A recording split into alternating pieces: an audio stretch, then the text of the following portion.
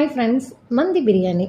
இதை நான் வீடியோக்காக சொல்லணும்னு சொல்லலைங்க. இந்த மந்தி பிரியாணி சாப்பிட்டுட்டு வீட்டில் உள்ளவங்க கடையில் கூட இந்த அளவுக்கு டேஸ்ட் இருக்காது அப்படின்னு சொன்னாங்க. ரொம்ப சந்தோஷமாக இருந்துச்சு. இதை எப்படி நான் ரெடி பண்ணேன் என்னுடைய ஸ்டைலுங்கிறத ஷேர் பண்ணுறேன் உங்ககிட்ட.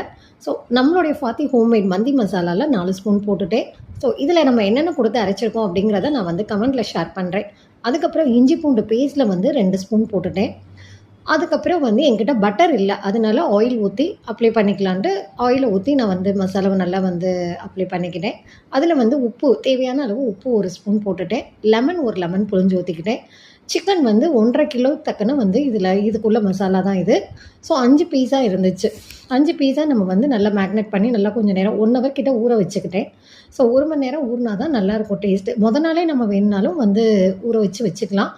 நான் காலையில் 1 மணி நேரங்க தான் நான் ஊற வச்சுருந்தேன். அதுக்கப்புறம் அரிசி பார்த்திங்கன்னா 1 கிலோ பாசிமதி அரிசி, அதை தனியாக களைஞ்சி ஊற வச்சுட்டேன். அதுக்கப்புறம் இது பார்த்திங்கன்னா மந்தியை தனியாக நம்ம வேக வச்சுக்கிட்டேன். ஸோ நம்ம வேக வைக்கிறக்கூடிய பாத்திரத்தில் வச்சு வேக வச்சுட்டு அதுக்கப்புறம் அதை ஒரு அடுப்பில் ஃப்ரை பண்ணிக்கலாம். ஸோ இந்த சைடு பிரியாணி தாளிக்கிறதுக்காக 2 கரண்டி எண்ணெய், 2 ஸ்பூன் நெய் ஊற்றிட்டேன். 1 கிலோ அரிசிங்கிறனால நான் 2 பெரிய வெங்காயம் நறுக்கி போட்டு அதை நல்லா ஃப்ரை பண்ணிக்கிட்டேன். ஸோ அதுக்கப்புறம் பட்டை, கிராம்பு, பிரியாணி இலை அதையுமே போட்டு ஃப்ரை பண்ணிக்கணும். வீட்டில் உள்ளவங்க கொஞ்சம் ஸ்பைசஸாக சாப்பிடுவாங்கங்கிறனால நான் இஞ்சி பூண்டு பேஸ்ட்டும் போட்டுட்டேன். அதில் கொஞ்சம் மல்லி, புதினா, பச்சை மிளகா, ஒரு 5 பச்சை மிளகா அதையும் போட்டு நல்லா ஃப்ரை பண்ணிக்கிட்டேன். அதுக்கப்புறம் மந்தி மசாலாவில் 2 ஸ்பூன் போட்டுட்டேன்.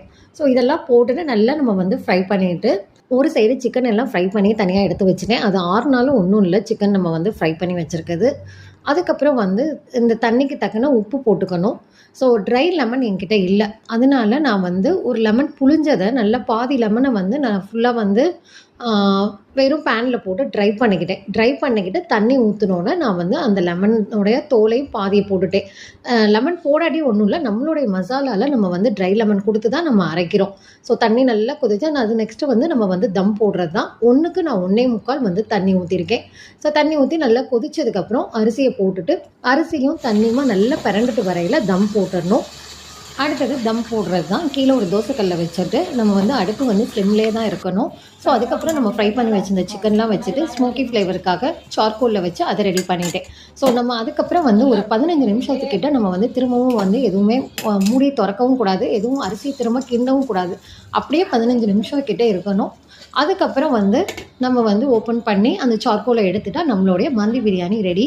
ஸோ இந்த மாதிரி மெத்தடில் கண்டிப்பாக ட்ரை பண்ணி பாருங்கள். நான் என்னென்ன மசாலா மந்தி மசாலாவுக்கு ரெடி பண்ணியிருக்கேன் அப்படிங்கிறத கமெண்ட்டில் ஃபஸ்ட்டு இதில் நான் ஷேர் பண்ணுறேன். அதை செக் பண்ணி பார்த்துக்கோங்க. ஸோ என்னுடைய வீடியோ பிடிச்சிருந்தால் லைக் பண்ணுங்கள்.